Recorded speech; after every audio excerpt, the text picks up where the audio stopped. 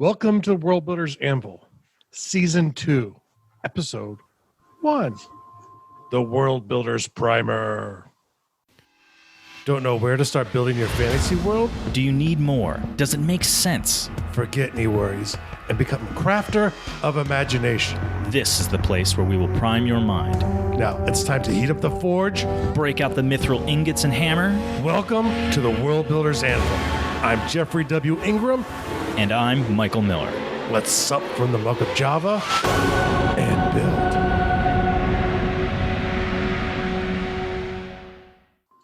Welcome back, Worldering. As always, my name is Jeffrey W. Ingram. And priming your mind, today's the day. I mean, we're always trying to, but I mean, today especially. I am Michael Miller. I think we should really start like a Patreon, but instead of being a Prime member, you're a Primer member.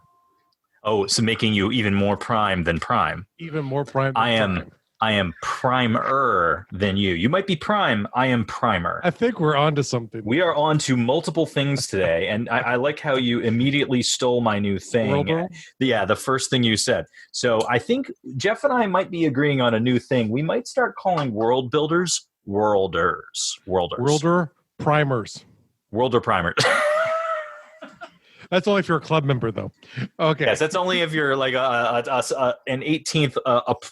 Was it 18th level Patreon subscriber? That's right. Prime Patreon subscriber. One of the chosen, you might say. You're a pi level.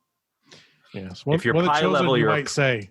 If you're a member, if you know the Wheel of Time, you would think of yourself as the chosen.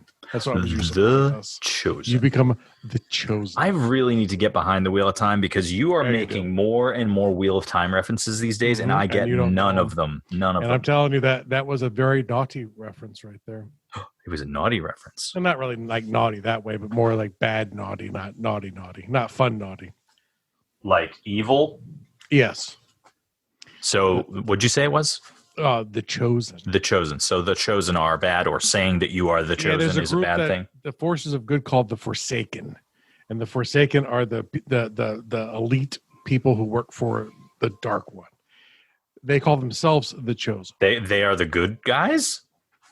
No, the good guys call the bad guys leaders the Forsaken, but the bad guy leaders call themselves the chosen. Oh, I see now. Okay. We're like the dark one himself. It takes two of us, though. We're not quite that good individually. I don't know. I'm pretty good individually. I think we are two weird tastes that taste great together, though. They melt in your mouth. Oh, wait. I'm just going away from this conversation. I forget what it was. There was some food that I had discovered a while back. It was a two-food combination. They were two foods that I do not like, but when together they were. When in combination, I enjoyed them. Yeah, it was weird. Very good. So, if you've been paying attention, welcome to Season 2. A change in format. If you haven't been paying, Episode 1, as long as Lipson allows us to. If not, it will be whatever the episode number would have been. Oh, will it really? Lipson might force us to renumber it? Well, I don't know. I think we're starting a new season, so I think we can reuse numbers. But I would think. I just thought of that right now. I would think. A little late. I would think. Yeah, I hope that's not the case. Because if that's the case, then I'm going to start calling all of the numbers by like point. I'm going to put decimal points on it. 2 point. Every episode will be a fraction. Right. So, new season, new format. We are attacking our topics differently, and any new listeners, welcome to the first episode of Season 2. Which will all be about world building in the meta level. The big picture, what is world building? And one of the reasons I want to talk about from the big picture is I am, generally speaking, a top-down world builder. I like to take concepts and work into details, but sometimes details do inspire me to start down the road. So I'm not absolutist, but I do kind of start from a top-down perspective. So give me an example of how you apply a top-down perspective. Do you mean you are looking from like a God perspective way above the potential world you're going to grow, build, and elaborate on? And what would be the thing what would be a starting point from there? Since you say concept, like give me a concept example. So essentially, it's like I love. There's this death mask image I have from It's a Mesoamerican. It's like I believe it's jade. It's definitely a green gemstone-y thing. But it's a carved death mask. I believe it was an Aztec one, but it could have been a different Mesoamerican group. Mm-hmm. But the thing is, that entire thing, plus the idea of the Mesoamerican calendars, kind of inspired elves for the World of Gardul. So there were details that inspired me to try and put my twist onto that flavor, to make it mine, but to keep it sort of raw Mesoamerican influenced. In general, the Earth, and the growth and decline of civilizations in and of itself is an inspiration to me. The fall of civilization. So you would look at like this death mask, find inspiration, and so you consider that top down. Well, the way I apply it, so is I took a detail, which in general, if you start from that and work backwards to what would have created the mask, that would be a bottom-up approach. So I sit there and go, okay, I want someone who's going to build a mask like this. What conditions do I need in place to get them to make that mask? Okay.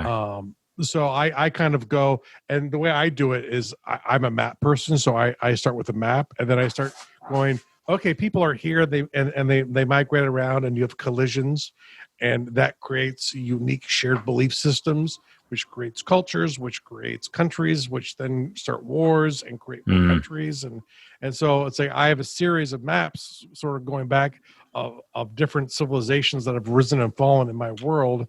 And that kind of got me to a point where I'm like, okay, this is where I want to tell stories now. So I just kind of keep re-seasoning it until I get the pan to where I want it. Your approach is that top down is different than my approach. My approach tends to be concept and relationship. So for me, like I had a story I was working on where there's literally a date where mankind can. So it's a modified Earth story where a day. There's a specific day that is where everything changes, where every baby born after that date can run 60 miles an hour. That is the new average running speed for a human. And it completely changes the world. And the story takes place in the crossover where you're like 20 years to 30 years after that, where you still have a lot of people who are young that can't run at that speed. So they require cars going to work, whereas other people are like, I'm just going to run to work. And it changes, obviously, transportation. And so it landslides and changes the society. So for me, I take that one concept and then from there go to relationships. It's usually I pick a character and from there I'm like, well, how does that character going to relate to their family, or it's going to relate to their brother who was born before them and subsequently can't run that fast. Yeah. So I use that example as a small example. The bigger example would be to say that the world is a completely different fictionalized world, not just an Earth modified, and have a weird world rule. And again, I pick a character and I run with character. I run with concept, then character and relationship. And you want your world to work around the character. I don't want the world to work around the character. I find it easier to approach the world from the eyes of the character, and then I go into the character, and then I go outside around the character. That would be a bottom-up world building. So that would be a form of it. And so you're a top, I'm a bottom, is what you're saying. You're on the bottom. I would suggest for you, The Star is My Destination. What's that? It is a sci-fi book, and I know the name Tiger, but I know the name was changed because of a copyright. Tiger. Yes. We've talked about this before. We've talked about that book before, and I'll suggest that book to you. It's not speed; it's teleporting, but it's the same idea. The whole book is an exploration of what happens. What if people started to teleport? So, it's not the same thing, but it's the same. It's an exploration along the same way of what happens with the human evolution. So you'd probably like it. Okay, so now let's get in here and go. First, why am I doing what is world building episode again? And this is really what it is. And the idea is, it's kind of, you know, we've been doing this for several hundred episodes together, and I've done like I don't know, it's like 341 or 342 episodes at this point. I think this would be 341 technically. I think it'd be 342 technically, because you did do an episode 0. My opinion, good point. And there might be a bonus one in there as well too. Yeah, actually, I think there are a couple bonuses and a couple of continuations. Yeah. So, but I would say is my ideas have changed. Your ideas have changed. My ideas of world building have changed. And the thing is, part of it is from the perspective of being a parent. Mm-hmm. And it's not that the way I world build was wrong, or I don't think there's a wrong way to world build. I think I didn't understand what it was truly at its most basic form, you know, and so for me, you know, watching my son, who's now 2.5, you know, starting to get to this world where he's creating games and he's starting to learn through stories about our world, is seeing him doing that. So seeing my son's eyes sort of grow up, and as he starts to create things just randomly out of the blue, like, or take things that are something he's seen and making them his own. You know, like his favorite one right now is there is a YouTuber, a child YouTube guy called Blippi. Michael's probably never seen Blippi. Never seen Blippi. Now, if he doesn't have, it's a kid. No, it's for kids though. Okay. He does a show targeted basically, I guess, for kids like my son, and he does stuff like where it's like, let me explain a dump truck, or let me go to a kid's playground, but he has the Blippi toothbrushing song. So one of the games my kid has started to play is he will walk around with like this green spatula, a toy. It's really like a pie scooper toy, and he's like, "Oh, hi, my name is Blippi, and this is my toothbrush. You know, I just took it from my pocket." He kind of recreates the video in his own way, but it's like he changes the color because, you know, it's not the same color toothbrush. So the guy says like, my color toothbrush is orange. And so Eric will have a green spatula thing. It's like, my color toothbrush is green. So he's creating a game from something he knows in life. He's deviating. He's doing fundamental world building at this point, which I find very cool. And really, when you think about it, when you're a kid, a lot of the games you play with your Matchbox cars, with your Hot Wheels, with your dolls, with your G.I. Joe hoop and balls. Well, those are dolls. Action figures. Okay, make yourself feel better. But those toys, you know, those rules you make up, those engagements, those are your first world building. And really, when you look back at civilizations that rose up before us, they actually were built on the foundations of stories, you know, and stories and play, i.e. games, are the foundation of human civilization, even more important than food. Stories were a way, and groups that learned how to orally transmit stories across generations could pass ideas and concepts, common shared belief structures, and information on how to survive better in the world. And then when they would have kids, those kids would use games and learn the stories as they progressed to grow up in life, and they would take those ideas, build upon the stories, build upon the games, and they would pass them along too, until the point where you have religions forming and actual cultures deriving from these shared games and stories, the shared experiences of a people, and every person has that gift. Now, when I say every, I mean every general person. I can't speak of every possible physical and mental condition that people are born with. So if someone has no brain power, I'm sure they can't necessarily do it, but this is something that's fundamentally human.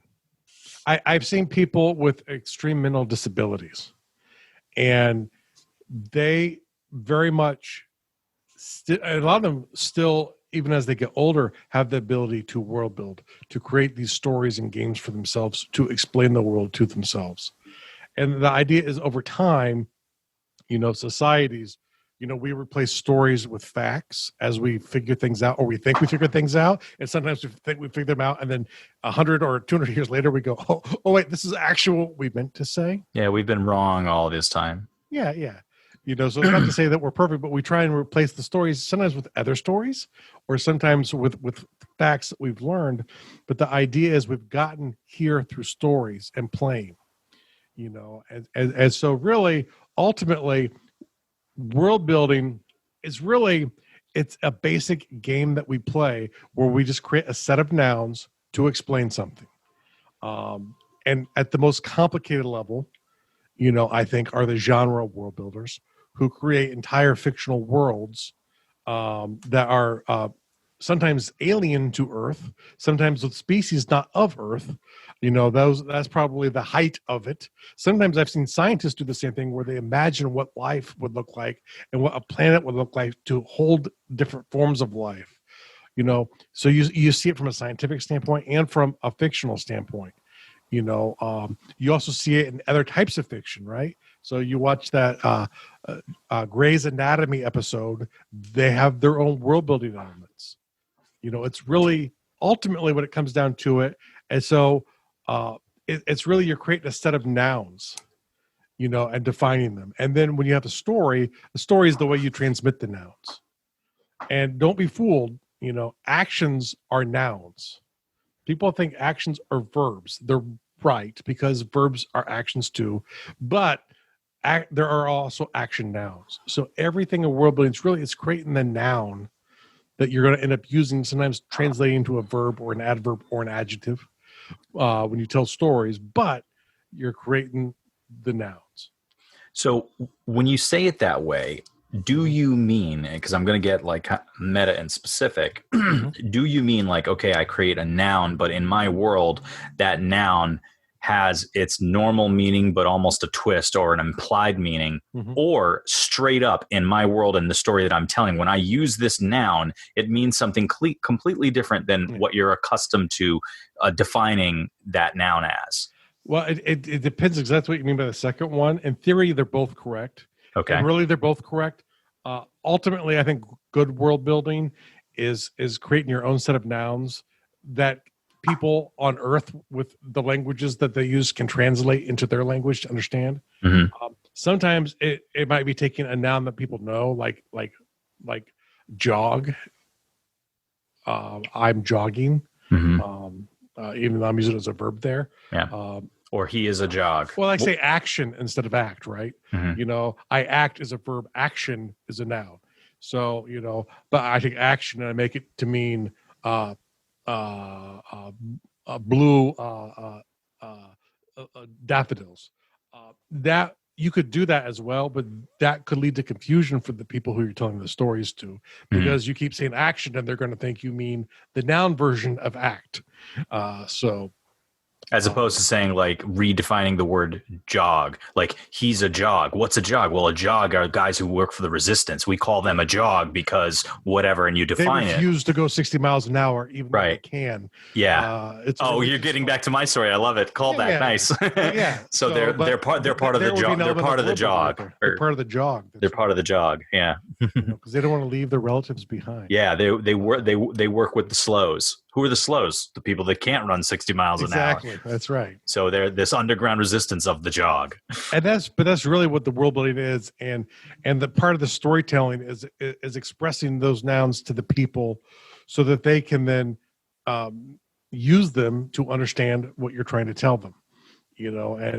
Even if it's like strict mythology where you're trying to teach a lesson through it, or, if you're just going for entertainment value, the people need to understand what you mean when you tell stories, so that's what you're doing as a world builder. I've had that occur where I've been reading a book and I've gotten a ways into the book before I realized a word they were using, they were actually using as their genre jargon.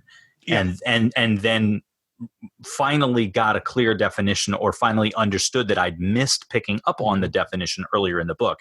And then kind of it redefines or kind of, resets and changes some of the things that you've read. You're like, I see now what's happening. They meant this when they've been saying a word that is an English word, but I didn't pick up on that they were meaning it a different way. They're meaning it a different way, which is the way to do it. Or the other argument is, and this is one that people have been critical for, and I used to kind of be on this bandwagon where you don't call a rabbit a wazzle. And the idea is you have this thing that is a rabbit, but you describe the thing in your story and then you call it a wazzle. And the thing is, it takes people's brain power to translate that. So if you have a lot of talk about rabbits, you can call them wazzles. Every time people interact with it, they're going to get stuck on that word. It's like, is that just a rabbit? And then, but ultimately, and this is why I've decided I'm actually wrong with that statement. I was going to fight you on that one. And you'd be right, because it's like maybe for a rabbit that doesn't make sense, because I don't want to waste their brain there. But when I want to describe a culture that is somewhat different, and I want you to understand that I am going to make up new words for king, right? I'm the Daishan, or he is whatever. He is the allegiance. Exactly. Whatever it is for that moment, and the further it is away from an English or a language relative word to the audience, then the bigger difference it means, or the more effort it takes. But sometimes you want to do it, and I think it's picking and choosing when to do it. And obviously, if you're writing a whole language, you would have different words literally. Like I'm sure literally Tolkien had several words for rabbit because he had several actual languages. But in the story translation, you might not want to share that fact. And it's important because, once again, and some we've talked about on the show before, people have a limited amount of mental power. You fatigue them when you press it, and you have the themes and you have the ideas of the story you're trying to get across. If they're struggling with the base vocabulary, the more they struggle there, the harder it is. But the struggle there is what makes geeks like Michael and I go, oh, good goodness, I love Wheel of Time, or I love Lord of the Rings, or I love Star Wars, because it's the jargon we remember ultimately, Earth is Lord. I like it when they can do a lot of replacement.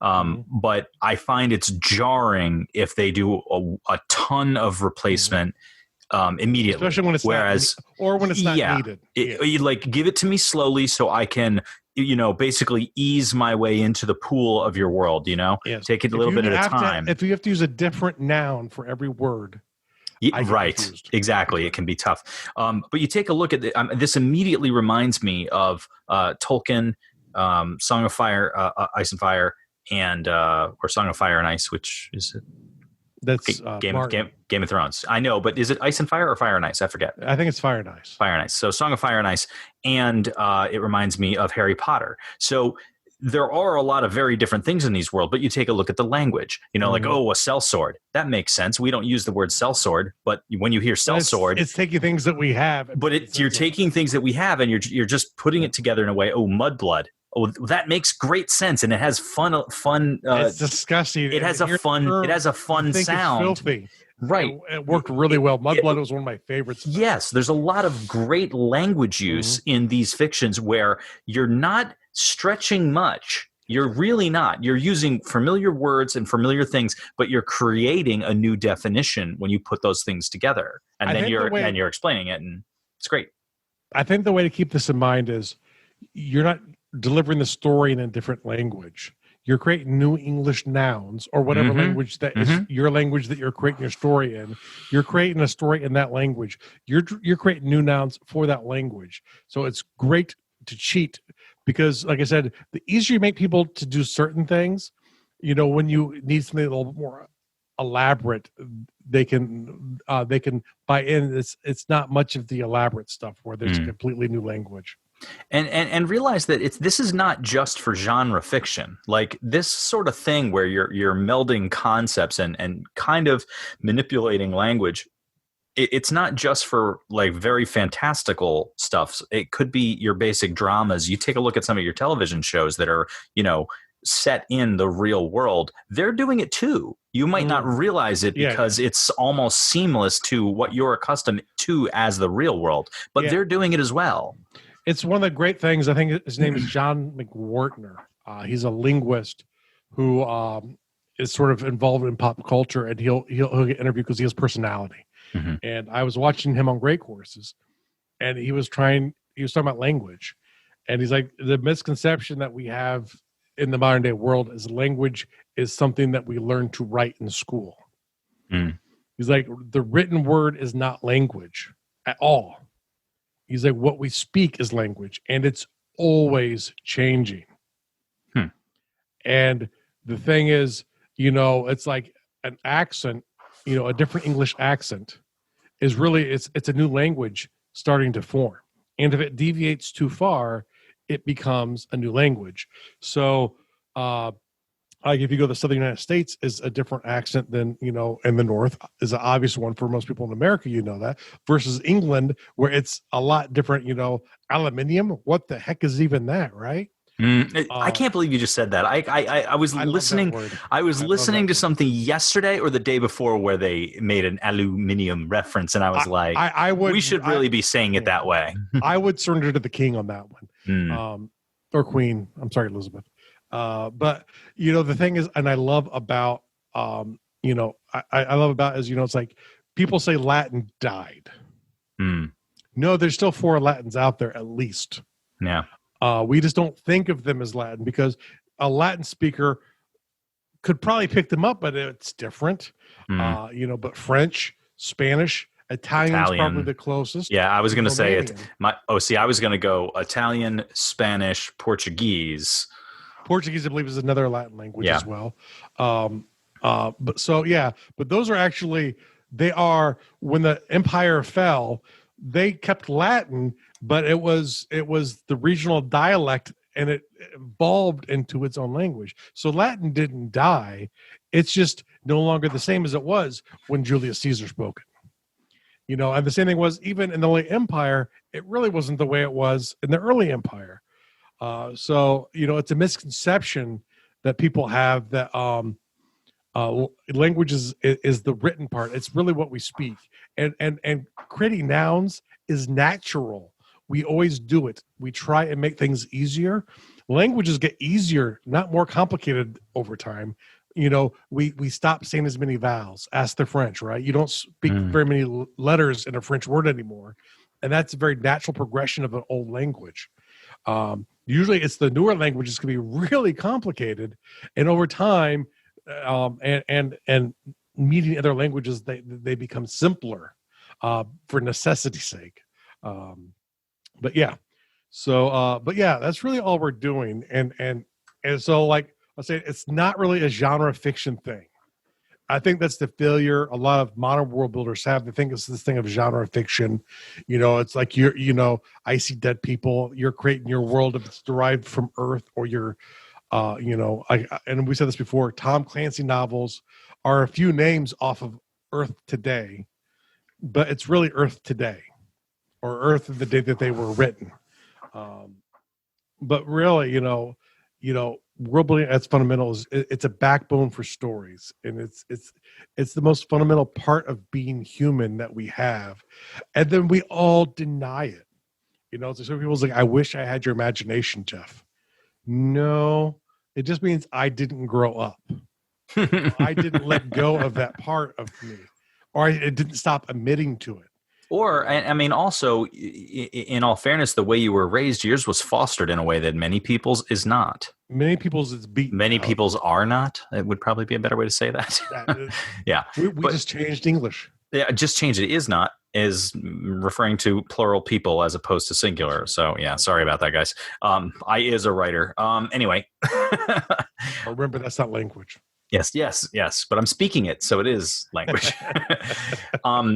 So, world building being the backbone for stories. I mean, this leads me into a point we've restated many times, but since it's a new episode and a new season, it bears repeating that. Think about when you're world building what you want to say, because it's about telling a story. You can create an amazing world, but if you don't have something to tell your audience, then all you've done is built something. Yeah. And just because you've built something amazing, and I'm sure they are amazing, doesn't mean anyone is going to be as engrossed in it as you are unless you have something to say. Most definitely.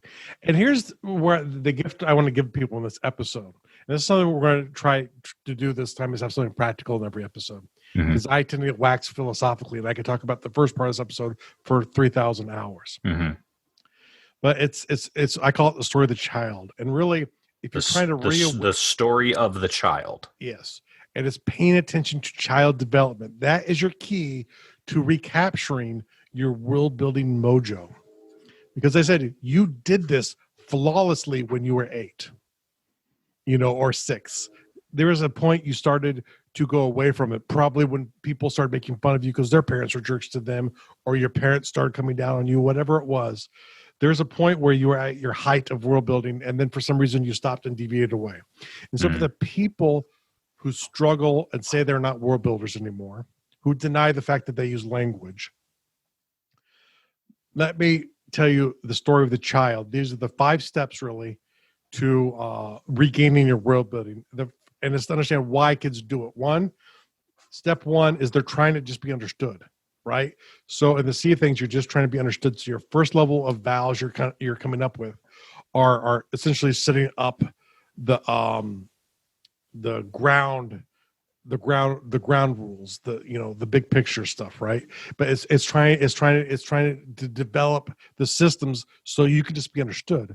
And and if you ever talk to a young kid, one who's probably like that 1 to 2 range, they make lots of sounds. Some can communicate very well, but they use little to no words at 1.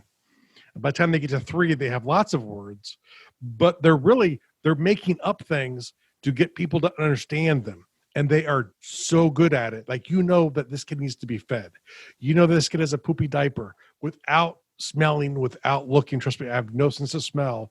I knew when my kid's diaper was full from the way he made himself understood, even before he had the words to communicate it. Mm. And so if you're trying to recapture how to world build, just try to figure out how do you get understood. This doesn't make you a world builder, but this will help rebuild those skills that you lost.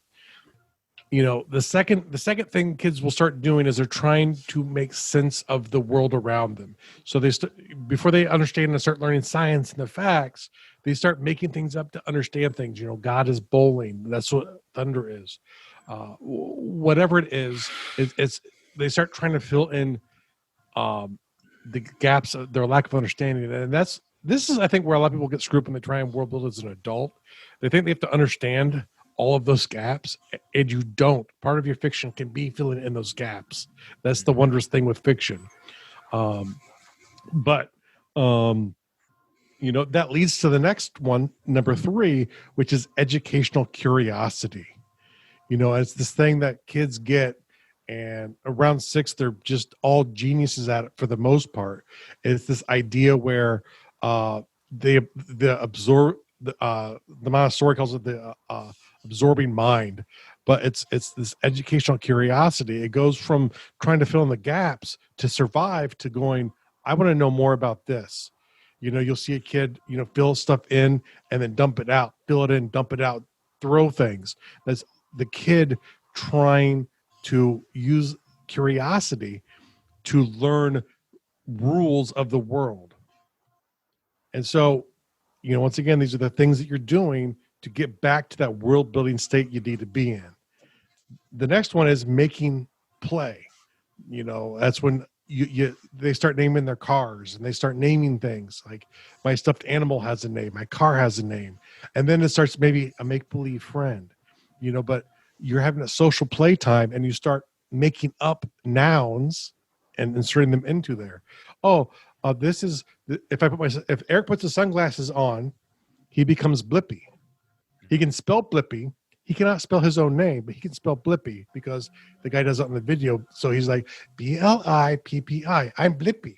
And you have to call him Blippy. He won't take you addressing him as Eric at that point, because the game he's playing is he's becoming this guy from a video. And that's really the 4th step. And then the 5th step is you start making things up that are completely fictional. That's where all the young D&Ders hit and start going to become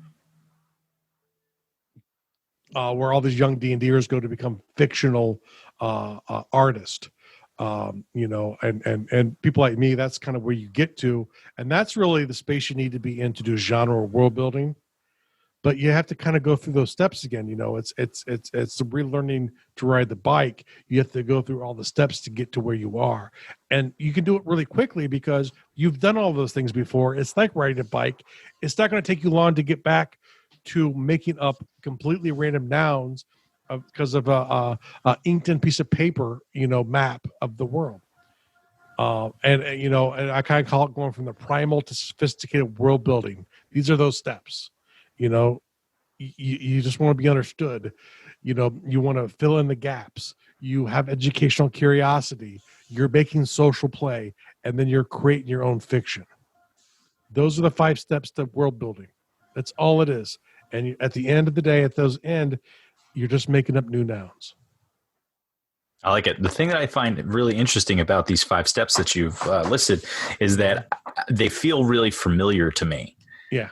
Like especially the first one, the desire to be understood, that has been a running theme in my life for as long as I can remember, where I see a thing a given way and I try to explain it and I just can't, or I can't explain or, express what I'm experiencing or how I'm viewing something. Now, I'm very good at it now. I pride myself on being an exceptional communicator now. What do you mean? Thank you. Yeah. But it's not, but it's only from an extraordinary amount of effort, training, learning, reading, seminars, self-reflection. A ton of work has gone into my social communication skills.